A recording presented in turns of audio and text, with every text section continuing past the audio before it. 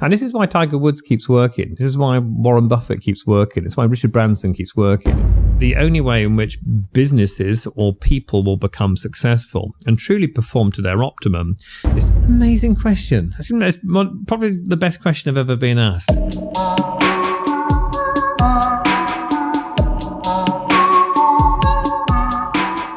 Jamil, thank you for joining me today. It's a pleasure to have you here so early in the morning.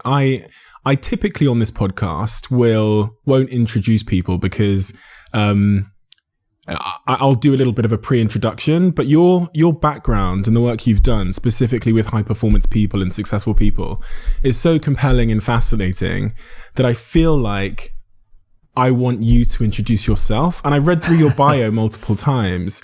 It was deeply inspiring. And I think without an introduction, everything we talk about from here, without the perfect introduction, which I feel like only you'll give, everything we talk about from here on might not have the context it needs to have. So who is Jamil Qureshi?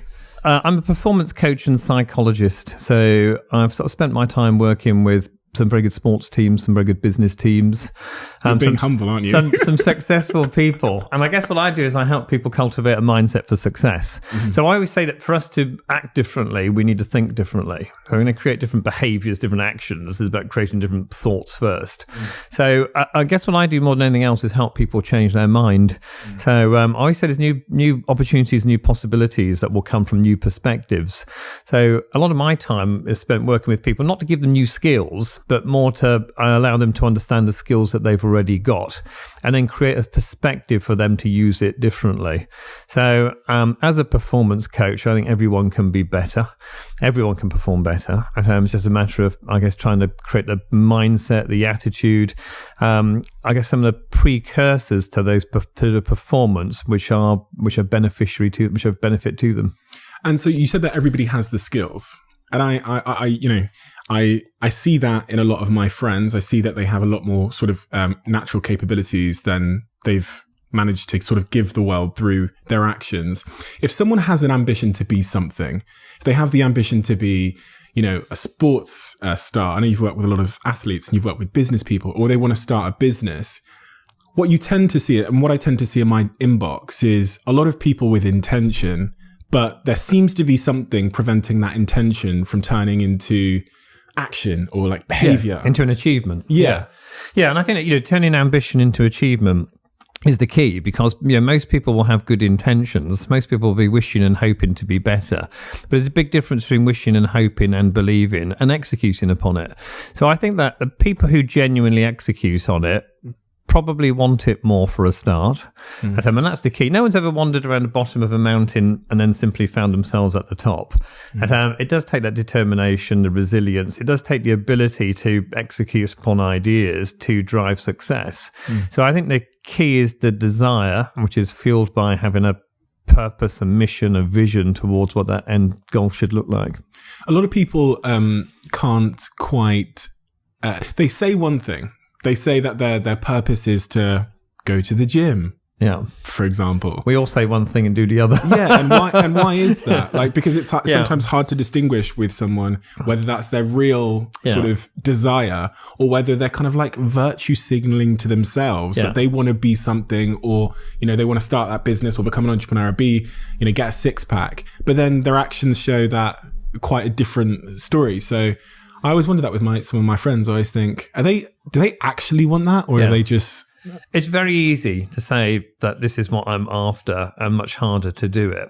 And I think one of the reasons why is because we have to invest, we self-invest. So we probably want these kids at school who are great footballers at 14, 15. You think, you know what, they're going to make it. They're just brilliant. They're going to make it. Or great track athletes at 12, and you just think they're special. But they don't make it. And the reason why they don't make it is they don't self-invest. So the people who make it are the ones who will get up on a rainy Friday morning, get up on a rainy Saturday morning to go and practice whilst their mates are in bed. The ones who will practice on a Friday night when their mates are out drinking. And so talent is not enough. You need talent plus teachability. So talent plus the ability to be open-minded, agile in our thinking, to commit to practice and turn that practice into something which develops our talent even further. So there's lots of people with talent in business, lots of people with talent in sport. But I guess that we need to be open-minded enough to invest in how we practice our talent to become successful.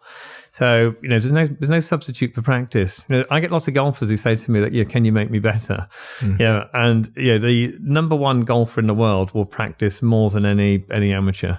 And there lies the truth. But we need to apply ourselves in a particular manner, and so we need to be practical about how we exercise our talent. You create good feedback loops to understand what we're doing, gain better personal introspection and self-awareness to allow us to use our talents differently. How do you give someone that purpose, though? Like, I'm trying to think. So we know practice is like so incredibly important to master something. But I guess my question is, how would you give someone that motivation? Because I guess you can't give someone purpose. A lot of us spend so much of our lives trying to motivate people, right? To motivate friends, families, siblings, whatever it might be. And I'm wondering if there's a thing we can do as like loving friends or whatever to give someone that kick. Yeah. So, a couple of points, I guess, on that. In regard to discovering purpose, it can't be done for someone. So I always say purpose is never achieved, it's attained on a daily basis. So the mistake that people make with purpose is they confuse it with an end goal. So here's my purpose, and they have this vision statement of what they're seeking to, achieve or create, whatever it might be, and they get practical and tangible about it. But purpose isn't that. Purpose is achieved on a daily basis. Purpose is never achieved, it's attained on a daily basis. And this is why Tiger Woods keeps working. This is why Warren Buffett keeps working. It's why Richard Branson keeps working. It's because it's never achieved, it's attained on a daily basis. So I think that, we need to find something which is purposeful to us, and then we need to lose ourselves to it on a regular basis. So once we start to become more purpose-driven and express ourselves in a particular way, I always say being a good colleague, being a good business leader, being a good sports person is not seeking to impress. It's about seeking to express and be ourselves in the context of our work. So once people can find that within themselves, then I think they can direct their energy and their focus in a particular way and become much more purpose-driven in how they go about their daily activities. But you can't give someone that purpose. It has to be theirs. And I think life is about timing. I think some people find that very late. Some people find that very early. And it makes no difference. We're all individuals. In regard to helping other people make change, we're almost too quick to go towards behaviors. So we tell people to be different all the time. Tell our team members, you should be more collaborative, guys. And guys, you need to be more innovative. And tell our children to keep their rooms tidy. So we're constantly talking to people about behaviors. Say to our friends that you should give up smoking or eat healthier, whatever it might be. The only way in which you change actions is by changing thoughts. So we think and then we feel and then we act. That's how we work. So if you're constantly working on actions, we're telling people to be different. And this is why New Year's resolutions fail. From tomorrow, I'll be different. Start doing this. I'm going to stop doing that. And we start talking about actions and behaviors. We need to go back to the precursor of all our actions, which is our thoughts. So the only way in which you genuinely drive commitment rather than compliance when it comes to change in your team, in your friends, in yourself, is by changing the words and pictures in your head or their head to drive different feelings and then different actions. There's a little tip which I sometimes give leaders, and I say to leaders, never say to your team you're going to make a change. You say to your team you're going to make a change, they won't like it. Say to your team, I'd like to try an experiment. They'll all be on board with it, and we'll give that a go. That's okay. So even just a difference in language to allow someone to think differently or make them feel differently and hopefully therefore choose to act in a different manner. And how would I get someone to change their thoughts? Yeah. So have you got anyone in mind? I think the best way is gamification. What holds people in place is what they believe to be true. And so people will sit around a boardroom table and they'll discuss strategy. And they'll say, we can do this, but we can't do that. And they'll have a viewpoint on budgets, on consumer buying behaviors, on compliance and governance. And that's what holds us in place. So what we need to do is break free of some of the parameters that we think are in the way.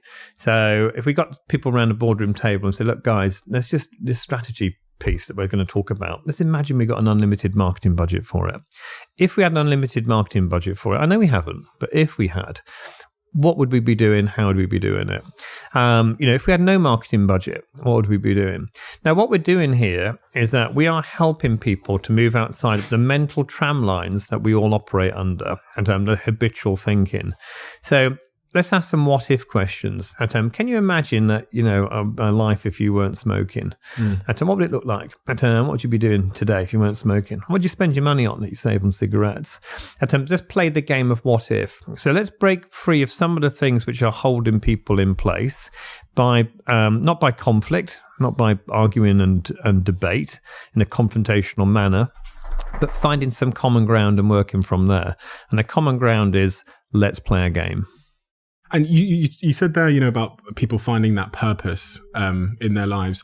We hear this phrase a lot, which is find your passion. Yeah. And I almost feel that it's in many respects quite harmful because that question is kind of loaded. It assumes a singular passion for a start. It assumes that you can discover it like an Easter egg, and also the context in which that question usually sits in, it implies that once you find it, then it's it's a can of unlimited like happiness and orientation forever, and then that's yours. And I just feel like sometimes language can be harmful because it simplifies very complex things and sometimes multifaceted plural things. So I wondered if that phrase find your passion was something you felt similar about, or Yeah, I do. I mean, it's true that passion can be a significant multiplier of human potential. So, if people are passionate and engaged in a business, they can direct their energy in a worthwhile and meaningful manner. So it's worthwhile. But you're right that there's a big difference between passion, a big difference between happiness and joy. Some are in the moment. I think joy is in the moment. And I think happiness is something that we continually adjust towards. Passion can be a significant multiplier of human potential, particularly in the workplace. So it does have a place. It is something which is useful to understand. And then ultimately, it always comes down to personal introspection and self-awareness for me. And I think that we need to work harder at understanding ourselves, and when we are constructing a mindset which is conducive to performance. So we optimize our potential when we're in a particular state of mind. And that state of mind might be passion, it might be relaxation, it might be enthusiasm, it might be enjoyment. But we need to almost get to know ourselves and know that there are certain things which enable us to do others. And once we work backwards and understand what that looks like, maybe we can gain more consistency. I say to a lot of sports people and to a lot of business people that consistency of mind gives you consistency of play. And I'm convinced of it. The more consistent we can be in our thinking, we understand the building blocks, the component parts to success, the more success we can have. And how does one establish consistency of thought? Because I completely agree with that. I completely agree. I've seen that in my own life. When I've been consistent with my thinking, I've managed to, perform the same habits every day. Oh. But then sometimes I'll lose consistency in my thoughts because I lose attachment or sort of my anchor with my why. Yeah. And I've talked a lot on this podcast over the last couple of weeks about this realization I've had this year with the gym, which was every year, February, March, I was incredibly motivated to go. I was fired up, trying to look good for summer. Yeah. And then obviously once you look good and summer has ended, it's almost like you've lost your anchor, right? So you get into September and the why which made you go and to think consistently every day has evaporated, and I can't get myself to go to the gym in October. Right, you look in great shape for it. This was the year. This is the year I realized. So this was the year I realized, and this was the year I bucked the trend for the first time in my life. Because I realized that I thought to myself, every single year I do it for this period, and then I stop. And they're two different people. August Steve and October Steve don't know each other. They're like, you know what I mean? They're like twins that were separated at birth. And so this was the year where I realized what I was doing and why I was losing my motivation. So I thought, fuck it, I'm going to anchor my why to something a bit more long-term and without a timeline. So I said to myself, listen, I persuaded myself of all the reasons why I want to be healthy and view my life as one season. And that's what's allowed me to persevere. And also, I got a bit pissed off with myself. I thought, you're really like that, like, weak, like, do you know what I mean? Like, you're that vain, and you're like, but so. Yeah. Do you know, I mean, I always think that consistency of mind comes from understanding the intrinsic quality of our decision-making processes. And I say that a lot to people in sport and in business. So, you can make a good decision and have a really bad outcome. You can make a bad decision and have a good outcome. And this is why I've worked with leadership teams who have confused luck for genius. Made a really bad decision, got a great outcome. Markets have changed, competition's done something, something's just worked in their favor. So it's really important for us to not judge our decision making by our outcomes. And we often do. So we'll say this is a good decision because it resulted in this, or this is a bad decision, it resulted in that. And we can only understand the outcome retrospectively. So it's wrong to measure our decisions by the outcomes. And then we need to go back to how we made a decision in the first place. And once we start to understand the intrinsic quality of our decision-making process, we can become more consistent in how we make decisions and therefore have more control over those outcomes. So I think that, two things. I think that, and we'll use you as the example here, Steve, that consistency of mind will come from knowing how we make decisions. Understanding we put our weight into evidence, how much we use prejudice and bias and opinion, whatever it might be. But let's understand how we make decisions. And in that way, we can be consistent in how we apply our logic and thinking and feeling, try and determine some best outcomes. And then the other thing, as you've just positioned, is reframing. Let's stand back and create some time and space to understand why we do things and why we don't do things. Now, I always say that the people who are most successful, and I've had the pleasure of working with 6 sports people who got to number 1 in the world, and I can guarantee you the one thing they had in common was that they never made big changes. It was small changes. So I'm a big believer in the 1 degree of change. If you take 2 parallel lines and you move one by 1 degree, it may not seem much at first, but there's a really big difference between where you start and where you end up. So everyone's trying to make a dramatic change. I see change. From tomorrow I'm going to be different. I think it's about doing something a little bit more than what we've been doing it and a bit more consistently. And then the other thing with these people who obtained, what I call super achievements, and so they did really, really well, is that they actually worked on their strengths. They started to understand what was good about them and do that some more. So we think to be better as human beings, I think to be better as a business or a team of people, we need to fix our weaknesses. I'm not sure that's true. I actually think it's more about understanding our strengths and playing to them. So I've actually worked with teams before in business and in sport who have actually weakened a strength by trying to strengthen a weakness.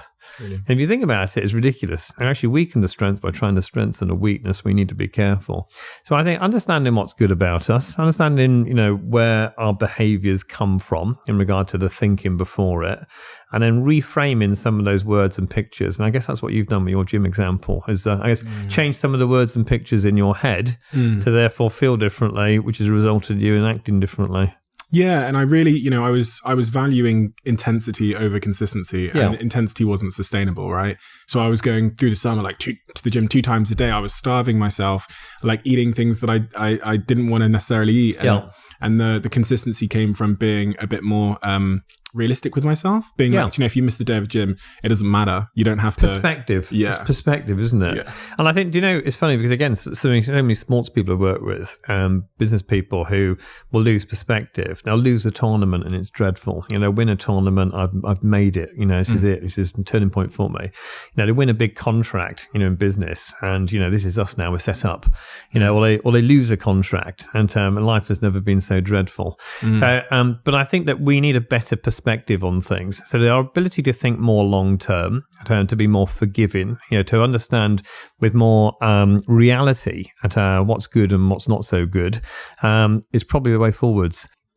And in terms of responsibility, It's a topic that's consistency is a topic I've been so fascinated about over the last year, as I've reflected and has been sort of introspective about the things I've been able to achieve, whether it's getting millions of followers on social media or whether it's growing my business or going to the gym. It seems that the very ironically consistent theme across all of them was consistency. It was being able to perform X habit for a long period of time. Yeah. And then you have that the eighth wonder of the world shows up and things start compounding in your favor very quickly, usually. But the other term that I've been fascinated with is responsibility. And as I started out as an 18-year-old kid, dropped out of university, disowned by my parents, no money at all. And one of the things that I noticed as I look back on 18-year-old Steve versus a lot of other people that I see that are living in the same shithole area I was living in and stealing pizzas like I was stealing them, was they don't take responsibility for their situation. They kind of see themselves as a victim of the situation they're in. Yes. Whereas when I was in that situation, not only did I not view it as my destination, I was literally taking photos of the nothingness in my fridge and the how dire my life was, because in my mind, and I started keeping this diary on Facebook, which I really randomly wrote in my diary that a TV company had asked me to keep this because I didn't actually know how to tell my own diary that I thought I was going to show the world this someday. I didn't see it as my destination, and I took full responsibility of my circumstance. It wasn't anyone's fault but my own, and I was going to change it. But then one of the things that makes me concerned about our generation and about certain political narratives and certain themes I see on the internet is an avoidance of responsibility for your life and the default to blame someone else. And I'll be honest, it's something I see more in the Western world than I do in the African village I was born in. Yeah. You know, so I wanted to know really from you, like, what role responsibility plays in people's outcomes. Okay, that's a big one. Yeah. You promised me some easy questions today. No, so responsibility is huge. It's just massive. It's one of the predeterminants of successful outcomes is our ability to take ownership and accountability. So circumstance and situation push and pull us in different directions on a daily basis. The world is complex, it's uncertain, it's unpredictable, all of those things. The people who perform best have huge levels of responsibility, an ability to respond to those circumstances and situation, no matter what they are, to drive the best outcomes or opportunities. So I always said it as a circle of concern, water cooler conversations, the stuff that's going on, around us, circumstance, situation, incidents and accidents. Then there's a circle of influence, and the circle of influence is where we make choice. That's what it's about. So responsibility is all about choice for me, and I absolutely guarantee you now that circumstance and situation is not a predictor of success, because we know of people who were born into privilege. They had great role models, had good access to opportunity, to wealth, they had good guidance and good support, and they ended up dying heroin addicts in prison. We know some people born with a physical disadvantage, now the lack of good role models, now the lack of guidance, lack of support, lack of opportunity, they grew up to be some of the most successful people who have ever walked this earth. So it proves beyond doubt that attitude is more important than intelligence or facts. And I genuinely believe that to be true in all areas of high performance, that attitude is more important than intelligence or facts. I always say, give me I will over IQ. Any one of my teams, I'd rather have I will over IQ. Because high technical expertise, I'm talking about the Western world at the moment, high technical expertise is no longer as valuable as it used to be. And the reason why high technical expertise is no longer as valuable as it used to be is because we can Google things. That's why. So knowing a lot isn't where your success is going to come from. It's not what you know which is important. It's how you think about what you know, and how you bring it to life with your character and personality to determine the best outcomes or opportunities. So, I genuinely believe that the only way in which businesses or people will become successful and truly perform to their optimum is taking full accountability and ownership. We need to almost move away from circumstance and situation, which is a distraction.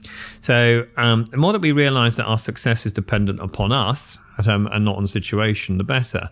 And because the world is so unpredictable, We need to simply learn to dance on a shifting carpet, not see the rug being pulled from under our feet.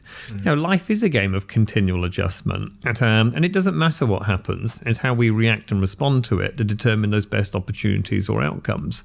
And I think that, it's funny because this year I'm working with a lot of businesses and on culture, on team, people strategies. And the focus on responsibility has never been higher, mainly because we've been asked to stay apart. People are having to determine their own work schedules. People have to determine their own working week. They're going to have to take responsibility for driving the best outcomes whilst they're not surrounded by a team or working directly with a leader. So there's been a greater call for responsibility. I wonder whether, in answer to your question, and I don't know the answer to this, I wonder whether we'll see a better shift or greater shift towards more responsibility in the Western world. Because I agree with you. I think that many of us will see ourselves as a victim of circumstance and situation and not necessarily see the beauty in the chaos because of it. You talked there about the internet as well and the power of the internet and how that's been a bit of a leveler, which is a really wonderful thing, I think. How important is it, do you think, when you think about the successful people you've worked with, to be a sort of self-driven learner beyond school? Do you see specifically in the sort of upper echelons of like business, the ones that are the people that are most successful are proactive, sort of self-driven? Yes. Yeah, I think it's true. I think that I would say that our only sustainable competitive advantage is to learn faster and better than your competitors.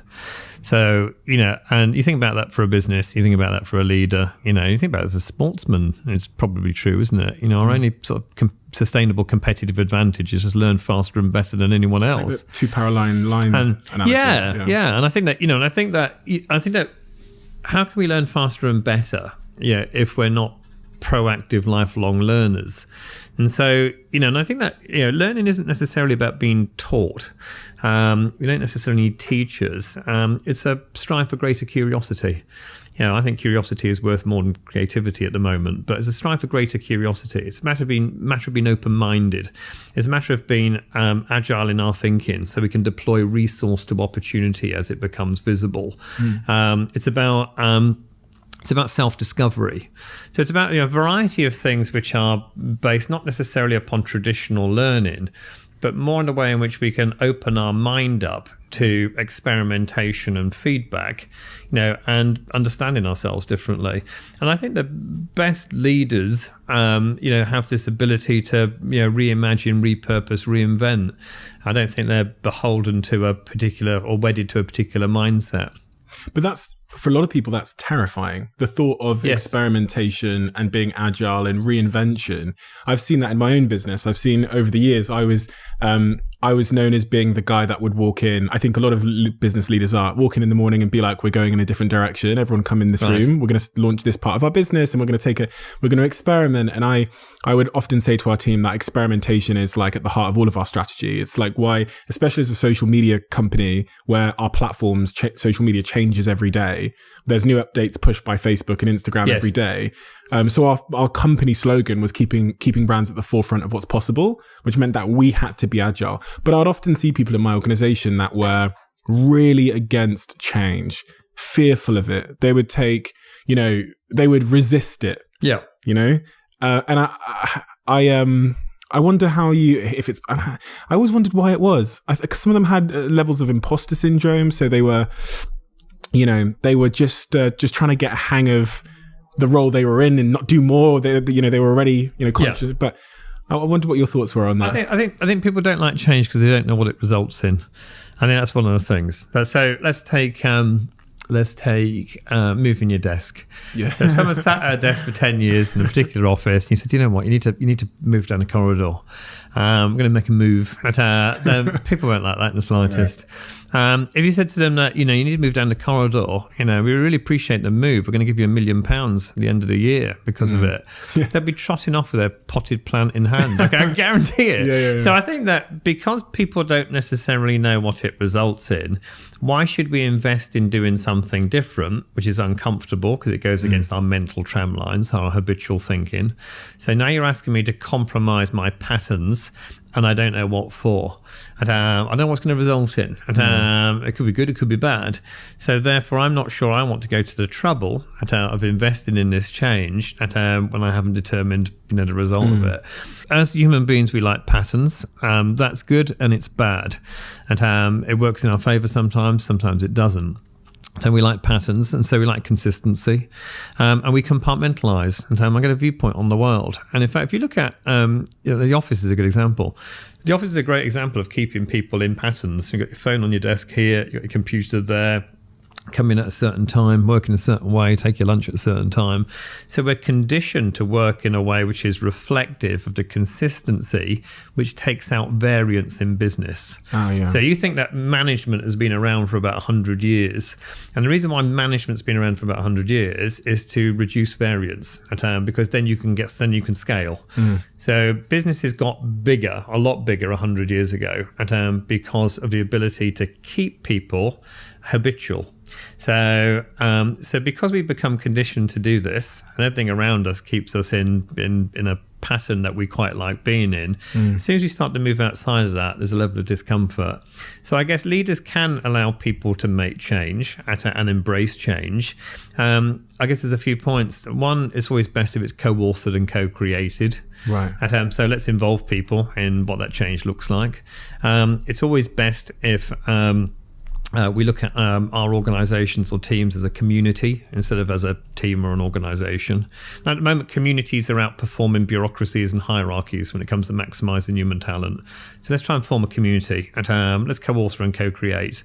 And then let's have a look at peer recognition, peer coaching, peer challenge. It doesn't need to be a top-down thing done to people. It can be something which can happen from the inside out. It's meaningful when something is endorsed by others that you feel an affinity with. Sure. When you read about the Steve Jobs of the world and the Elon Musks of the world, they seem to buck all of a lot of the trends that you hear in like management coaching. They seem to be very authoritarian. I was reading Elon Musk's biography, and there's stories of him just like calling someone into the office and saying, how much does it cost to do this? They'll say 10 million. He'll say, do it for 5,000 and do it within 30 days. And they'll go away feeling puzzled, but they'll get it done. Yeah. He has this culture of like intensity. And when you start, he says to the teams that this will be the hardest you've ever worked in your life, but it'll be the most worthwhile, but it'll be the hardest you've ever worked. And then Steve Jobs as well. I've heard the stories of how he was, how he built the company at Menlo Park, and he seemed like the antithesis of what you would read about in a business book. But obviously these are two of the most successful entrepreneurs the world has ever, seen. So I wondered if I'm trying to appreciate how they've achieved their success by being so different from what all the business books say. From all accounts, they're assholes. You know what I mean? Yeah. I mean, I think a couple of things. I guess that, you find what works for you. I think what they have on their side is they have a really big purpose statement. It's a really big mission. So there are lots of companies with mission statements, but very few on a mission. And I guess that when it comes back to the point I made earlier, that passion being a significant multiplier of human potential, I guess that these people have the ability to engage people, so to tell a story, to inspire and motivate. So I guess that there's no doubt lots of logic, and there is no doubt lots of rationality, which is used in their management and leadership style. But what you're describing to me and the people that you're describing, I think you can really get behind something that someone passionately believes in and is something which is worthwhile and purposeful, yet on such a grand scale. So I think when they're talking about things which will change humanity, I think it's possible for us to be swept along on that particular vision. So maybe it does mobilize people in a different manner because of who they are, what they believe in, and what they're trying to achieve. Yeah, no, that's probably true. I mean, you think about the example I give you is JFK. Well, yeah, I mean, JFK. You think about JFK's speech about put a man on the moon. You should read it actually rather than look at it. it's a rubbish speech when you read it. But and the reason why is that there's no logic to it at all. There's no rationality. So he says we'll put a man on the moon, and the reason why he gives that we should put a man on the moon is because it's hard and not easy, which is a rubbish reason to do anything. So it's hard and not easy. That's why we're going to do it. Yeah. So, but not only did they end up doing this, it mobilized a whole nation behind the space race and a whole nation behind science, in fact. And the reason why was that because logic was low, inspiration was high.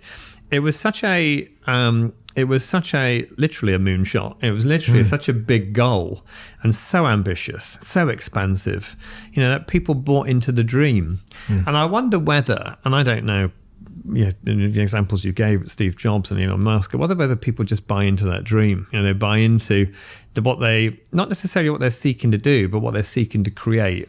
And maybe there's a lesson for all of us who manage teams that maybe it's not about trying to get people to do stuff. It's about people to create stuff. Is that to be part of something which is worthwhile and meaningful, and sell a big vision, tell the right story, and engage people emotionally. You know all of this stuff about psychology. You know a lot of stuff. Right? I read a few books. Yeah, you read a few books. Read a few books. Last Tuesday. Yeah. You know a lot of stuff. Don't tell my clients.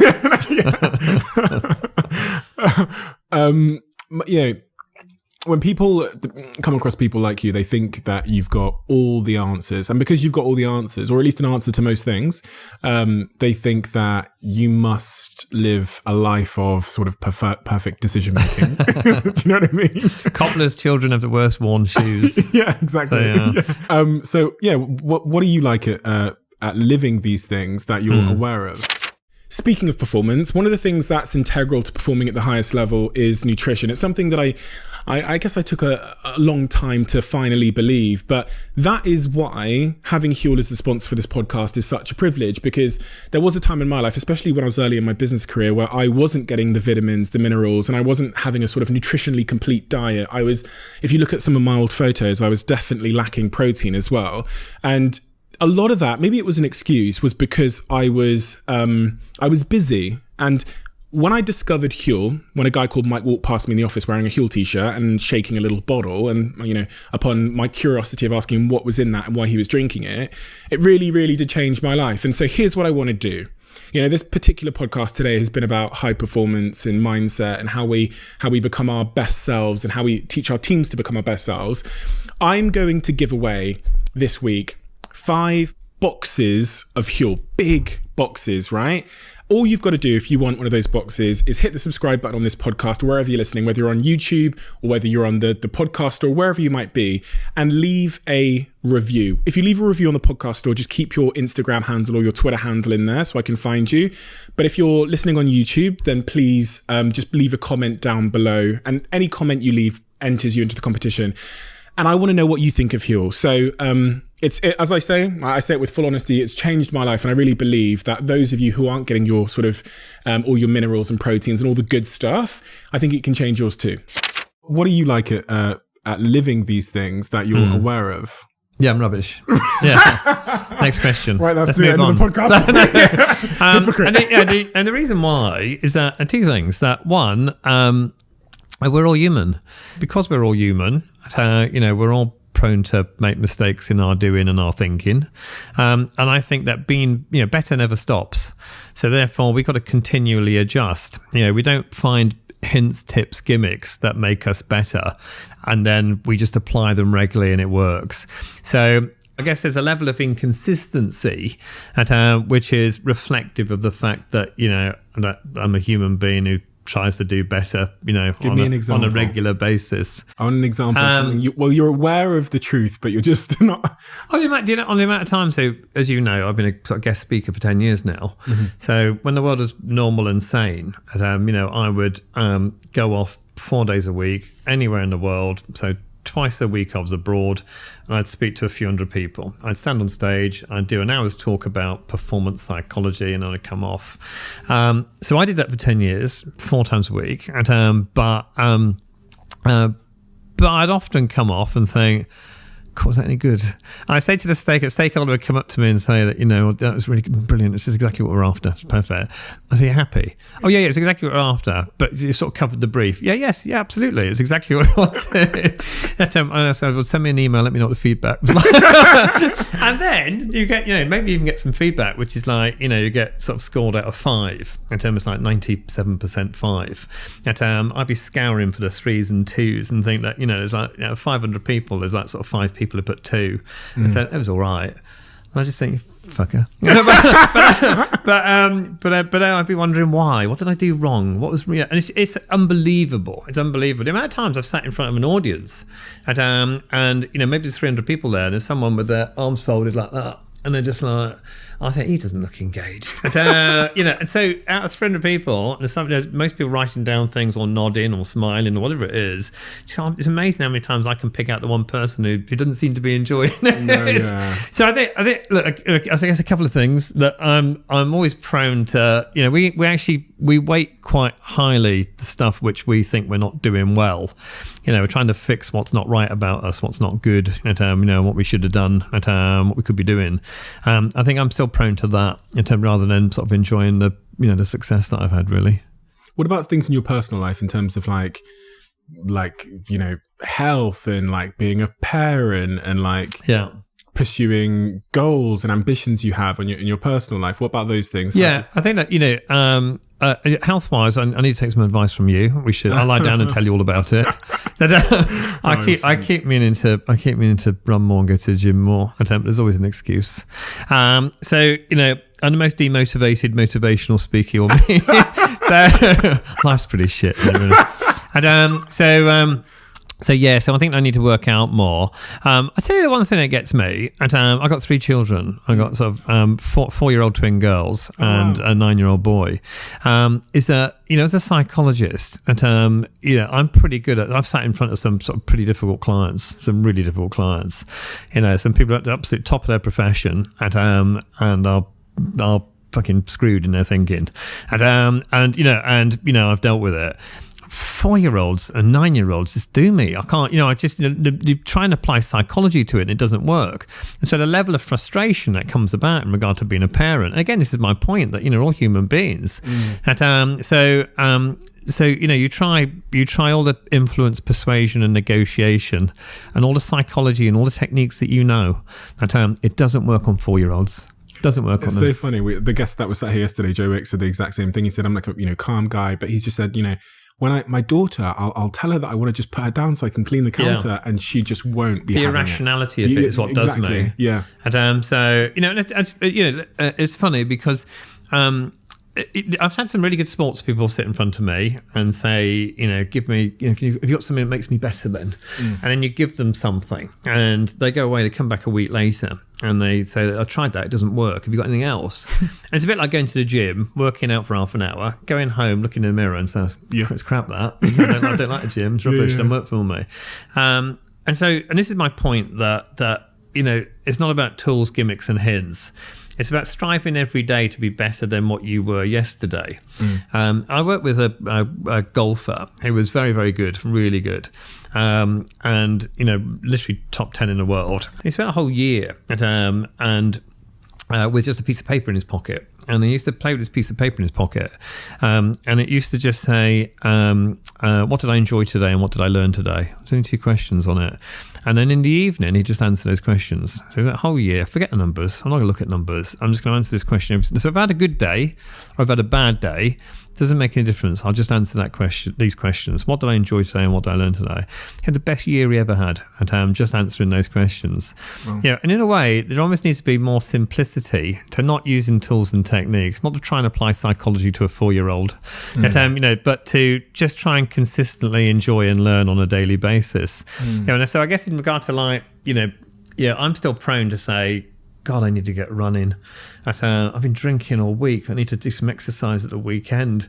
And again, it's falling into the trap of the being at the mercy of the shoulds and musts, rather than thinking about what am I enjoying, what am I learning, what surprised me this week, where am I experimenting, what have I discovered this week about myself. And then once we start to talk like that, maybe we can sort of, I guess, apply more consistent thinking and therefore change our doing.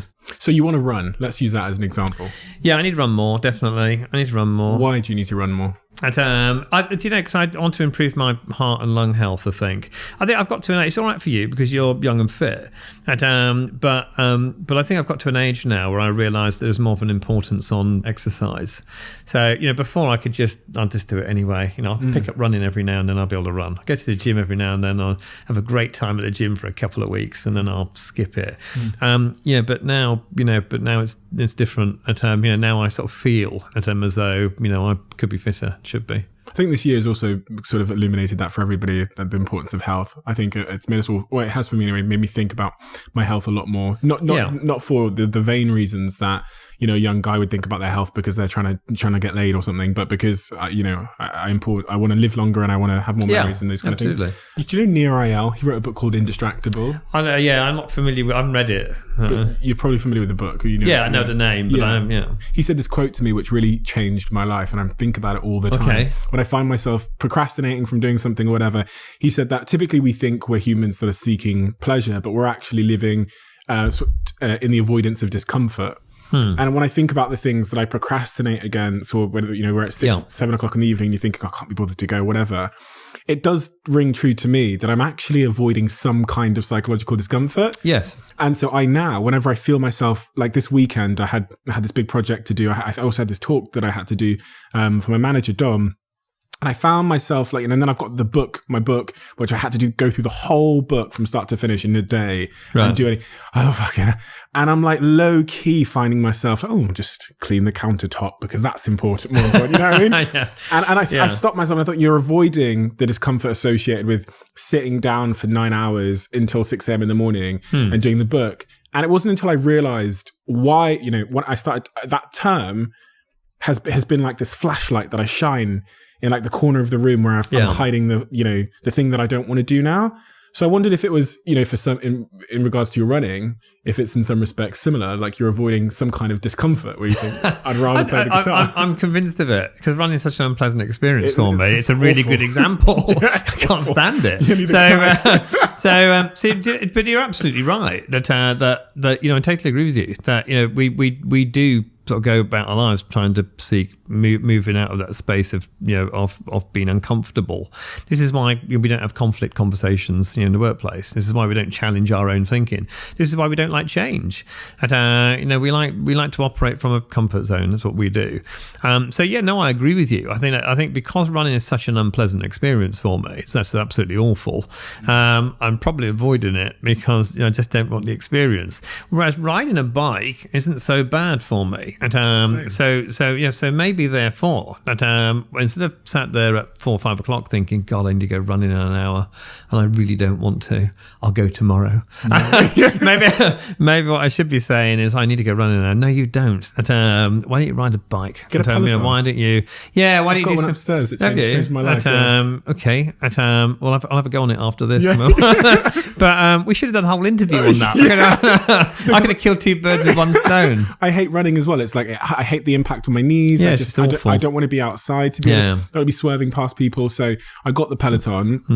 It's low resistance. It's fun. Yeah. Super engaging and gamified because you see the data. You see everyone in the world and where they're placing. You see Jenny, 55 in North Carolina, is beating you. Yeah, make me feel bad. What are you on about? I don't want to feel bad. Yeah, exactly. I hate Jenny forever. Yeah, exactly. That just makes me realize how unfit I am and how much I hate other people who are fitter than me. But I mean, interestingly, it proves how fit you are because you said you don't like running because of your knees and swerving past people. I don't like running because I can't breathe. So you're already winning. Egg, right? Chicken and egg. That'll be cool if you start running. But on that point of psychological discomfort, how does somebody, in your opinion, face a challenge that they know is uncomfortable? Like, to be honest, I don't want to go to the gym or do all these Zoom calls all the time. It's not like, you know, I'm not getting comfort or in pleasure out of doing 2 hours Zoom calls at the moment about like, you know, biotech or whatever it is, the thing that I'm involved in, but I'm doing it. And I wanted to know, in your case, what does it take someone who like doesn't want to do something because they know it's uncomfortable to say, do you know what? Fuck it. I'm going to do it today. Yeah. Does that go back to that point of having that like long anchor purpose? Yeah, I think it does. I mean, was it Muhammad Ali said, I hated every moment in the gym, but I did it so I could live the rest of my life like a champion. Yeah, and in a way it's true, isn't it? That you know, there are component parts to success.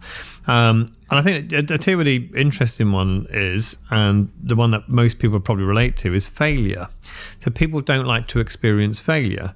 But, you know, for example, failure is part payment towards success. So the price of success is always paid in full and in advance. The price of success is always paid in full and in advance. You can't be successful and you start making mistakes. You can't be successful and start having your 2 hour Zoom calls. You know, in a way, you need to fail. We need to have these awful conversations. We need to kiss lots of frogs. We need to, you know, do deals which don't work. So we need to do all these things to enable you to be super successful. So there's lots of things that, again, it comes back to reframing. If we see it as part and parcel, a stepping stone towards a greater advancement, we're probably more likely to do it. You know, if we see failure as something which is we're trying to avoid and it's just awful and, you know, and it screams to me that I'm useless, then we're probably going to stay within a comfort zone. You know, if we embrace failure, then we see it as part payment towards success, and then we see it as something which is an active contribution, a stepping stone towards, you know, being better, maybe we're more likely to indulge in it and not have the discomfort that we associate with it. So, you know, I feel that it is always good to think about, you know, think about that end goal, have that purpose, that vision, the mission, you know, what you're seeking to achieve and create. And then think about what those building blocks look like, because, you know, all great achievements are the result of many small achievements. You know, you had Joe Wicks here yesterday. Yeah. He wasn't super successful overnight. He probably kissed a lot of frogs. I'm sure he talked about it. You know, you know, his business and career and personal life went in all sorts of different directions, like ours. And you know, it's not necessarily, as we said earlier, it's not necessarily what happens. It's our interpretation of what's happening, which will then enable us to use that as feedback towards something better. And do you find with a lot of the high performance people you've worked with that their childhood is a definitive reason as to why they are the way they are today? I'm going to try and articulate this if I can, but I from speaking to guests on this podcast, and also from a bit of introspection, to be honest, I tend to think a lot of people that have extraordinary outcomes have often had some kind of extraordinary early experience. And I'll give you a couple of examples. A lot of the billionaires that I know, or really, really successful people that I know, cite their father's disapproval as the reason why they've always had a chip on their shoulder. And they've always strived obsessively to be enough, right? Because their father told them they weren't enough. Yeah. Have you seen that in successful people, that there's the thing that makes them just a bit fucking weird is often, you know, I think of one particular instance with a friend of mine, a comment their mother made when they were 4 that they just can't shake. Yeah. I mean, I'm not a psychiatrist, so I don't delve into backgrounds in the way that maybe someone involved in psychiatry would. You know, so as a performance coach, I tend to work with how people are now, basically, and tell me about what you're thinking and doing, what you're trying to achieve. And more so than to try and deconstruct, you know, or analyze some of the, you know, the earlier experiences. So that's not my thing. Having said that, though, you're absolutely right. There seems to be some sort of correlation between extreme experiences and then how people interpret or translate them. And in fact, you know, as you're talking, I was trying to think of the book. I can't think of the book. I wish I could now. And they talk about in this book the fact that so many super successful people, politicians, actors, business people, lost parents when they were young. And And there's a direct correlation, believe it or not, there's a direct correlation between people losing parents when they were young and then becoming super performers, being incredibly successful. And the psychology behind it was that you learn independence. And it's almost easy. If you've got these loving, fabulous parents who, hopefully, many people have got, you're not as independent, whereas, if you lose a parent young, you end up sort of doing things for yourself a little bit earlier. And so maybe that going back to that responsibility, the ownership piece, and having to sort yourself out, and means that people learn some of the skills which enable their talent to then be used differently in the future. But there is a direct correlation, believe it or not. I wish I could tell you the real psychology in the actual article and the actual piece in the book. But you just reminded me when you're talking about it. So I do think that some people do have these extreme experiences, and I think that it's almost easier to get to know ourselves and get to think about life and contextualize things, if we're experiencing things which are outside of our, our normal field of vision. I resonate a lot with that. You said, lose a parent, but the reason I resonated with that is because I've said multiple times on this podcast again, that when people have asked me why I was successful, I cite that when I was younger, my parents weren't ever in the house. And that meant that I had to find a way to make money to feed myself. Or, my mum was never in the house when I went to bed, and she was never there when I woke up, because she slept at her shop sometimes. And my dad worked in London for 6 days a week, which was 4 hours away. And it was only, of the four of us in my family, the four siblings, that wasn't the case for my older siblings. When they were younger, or when they were my age, my mum and dad were in the house every day doing date nights together. And then when I grew up, by the age of 10, I could leave the house for 3 days or 2 days, and they wouldn't actually know that I'd gone. Right. And so that meant that I became like this sort of self-autonomous kid at 12, 13, 14, 15, and then started businesses at 14, and then, went off. But you could have gone the other way as well, couldn't you? Oh, 100%. With that, 100%. With that level of freedom and autonomy, but not the maturity and to deal with that freedom. My best friend said to me, when I'll never forget where I stood when he said it in this takeaway shop, he said, "Stephen, you're either going to be a criminal or a millionaire." And it was because I had that. My independence created this connection where I knew that my outcomes were going to be a direct result of my behavior. I always think of like school dinners as the perfect example. For a lot of my childhood, maybe up until the age of about 9, there was always like £2 on the counter, which was like, okay, you take that to school. And then by 10, the £2 wasn't there anymore. Yeah. So it was like waking up in the morning and being like, how am I going to eat today? I'd have to find a way. So I'd go and sell cigarettes. Or, I knew that there were cigarettes in this room upstairs, which my mum had got from Nigeria one year. So I just went to school and I was just shopping the cigarettes or chewing gum. And it was that connection I made super early, that my outcomes are a direct and only correlation of sort of connected to my behavior. So I resonate with that a lot. And it kind of explains the difference between 4 kids that grew up in the same household and 3 of them went to university, LSE, Cambridge, whatever, and one of them dropped out of everything, got kicked out of school and became an entrepreneur. You know what I mean? It's true, isn't it? It's just so it's not necessarily the experience, it's how we translate that experience and how we channel our feeling into something which could be productive or destructive. You could have become a criminal and a millionaire and got a job with this Tory government. You could be a front bench MP with those credentials, couldn't you? There's still time. I'm a millionaire and a criminal. There's still a lot of time. Yeah. But the last thing I really wanted to ask you about was, this idea of distractions. Social media has made it incredibly easy to distract ourselves. And you see, teams becoming much more distracted at work because of all these screens and, the digitalization of the world, and individuals. And what's your thoughts on why we're so distracted and how to overcome it?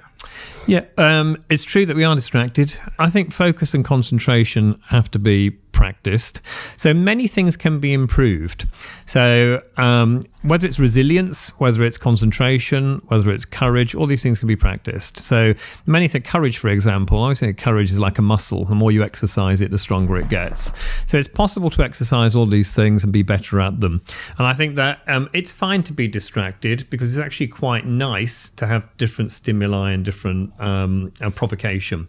And so we just need to choose when it's good to have that provocation and change, and when we need to concentrate, and we need to practice both. Now, here's a thing for you, is that as human beings, we don't multitask. So multitasking is a lie. So for all the all the girls and all the women watching this or listening to this, I'm sorry to tell you, it's not true. You don't multitask better than men. Amen. It's true. Amen. It doesn't happen. We're both equally as bad. No, we're both useless at it. So what we do is we do rapid switching. So we don't multitask. We just context switching. Yeah, exactly. This is why actually I can't remember what it was a couple of years ago that the BlackBerry network went down in Abu Dhabi for a weekend from Friday to Monday. They had a 48% decrease in car accidents that weekend. Really? Because as human beings, we don't multitask. You don't sort of like check your text and drive well. It doesn't work as a human being. So I think that we are living in an age where it's easy to be distracted, and some of these distractions are incredibly useful. We need to come back to greater responsibility and choice. Let's choose when it's fine to do that and when it's fine not to be, and practice these levels of concentration and focus that we may need for certain tasks, but we may not for another. So I quite like times when I can sit down and read a book or absorb something or think about something and narrow my focus. Sometimes I quite like sort of TV being on, music being on, at phone next to me on the computer, because actually I'm sometimes picking up on certain things which for a level of creativity can be quite useful. At a bit of provocation, a bit of changeability in my thinking, because I get distracted by something and come back to it. I find that as well. If I find them for some bizarre reason, if I go for a walk or if I go to the gym, inspiration floods into me. But when I'm sat in my office trying to think of stuff, it's almost impossible. The shower is another weird place where my ideas seem to show up all at once. And it's like, I'm not like, this isn't hyperbole. I'm not exaggerating at all. Like if I'm sat here and I'm trying to think of something to write or whatever, I go for a walk and then sometimes I put my music in. It's like non-stop.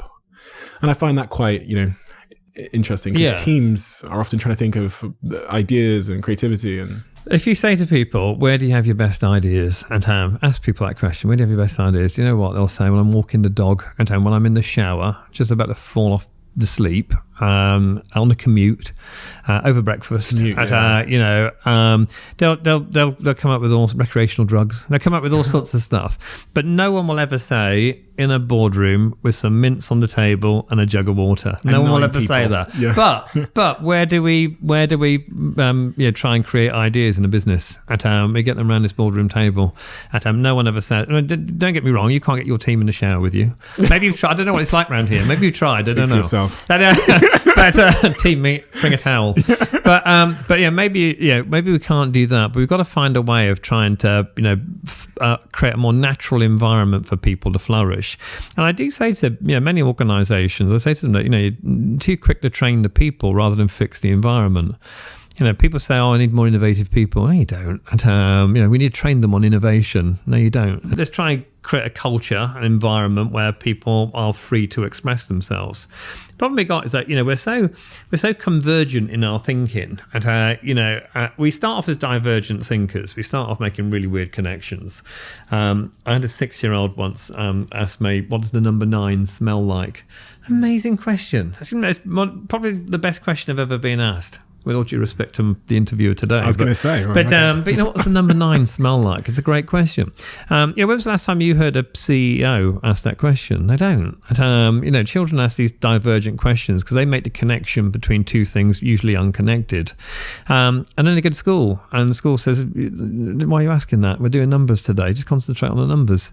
And then we go from divergent thinkers to convergent thinkers. And our careers get better because of it. Our businesses get better because of it.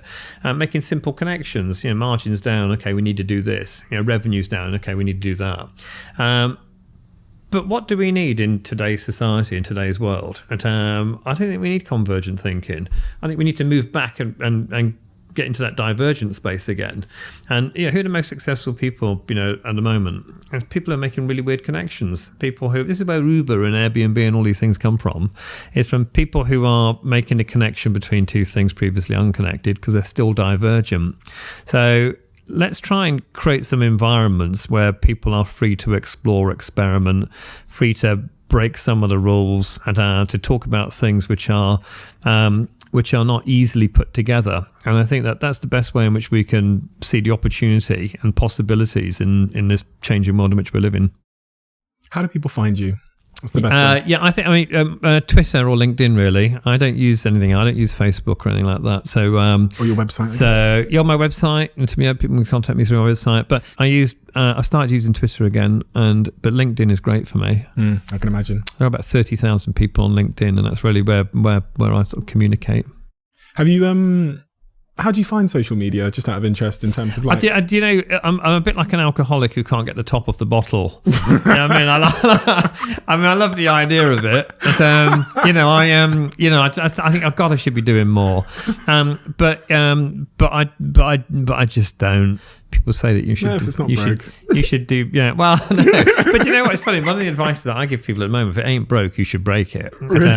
Because we almost need to give up what's allowing us to be successful to allow us to be successful. Exactly. And I know it's a counterintuitive argument. No, it makes perfect sense, to be honest. I mean, that's by definition what innovation is, right? It's breaking the blueprint. So I think that, and again, look, it's probably like my running, isn't it? It's one of those things which are uncomfortable, so I probably don't do it.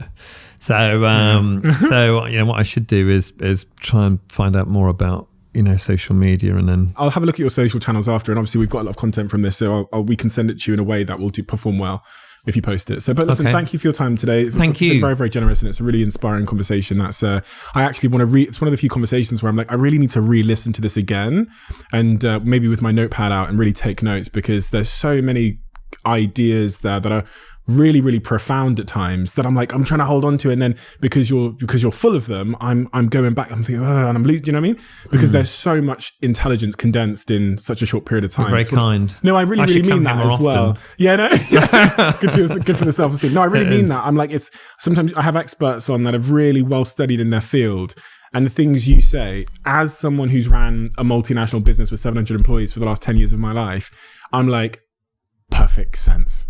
And I really I could unpack all of those individual topics more. But yeah, thank you. Such a pleasure to have you here. Thank you. Thank you for inviting me.